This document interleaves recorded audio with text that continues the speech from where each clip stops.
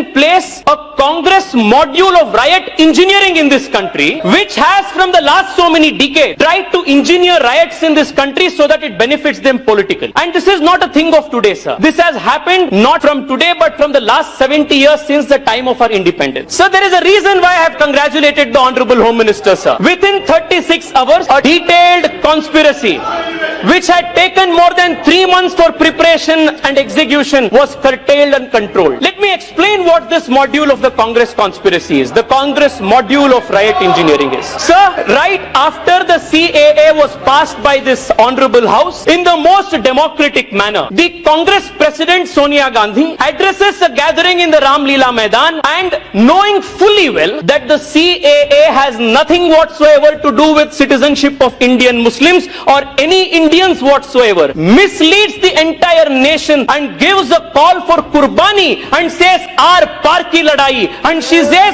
the people should come out of houses and come out on streets. The very next day, sir, the very next day, Shaheen Bagh protests start, and hundreds of innocent Muslim women, misled, incited, they come out onto the streets, sir, and they are used as shields by all these radical Islamist outfits supported by the Congress ecosystem to further their agenda of breaking this country. What are the slogans raised? Too much has been discussed about Kapil Mishra's so-called hate speech, sir, but I would want to draw the attention of the House just to the slogans that were raised during the protest. Jinnah wali azadi. What is this Jinnah wali azadi? Hinduon se azadi, kafiron se azadi. These were the slogans that were raised in these protests, sir. And what was the other slogan? Sir, let me tell you, there is nothing anti-Muslim about the CAA, but there is everything anti-Hindu about the anti-CAA protests. What was the slogan that was raised? Tera mera rishta kya? La ilaha illallah. These were the slogans that were raised at these protests, sir.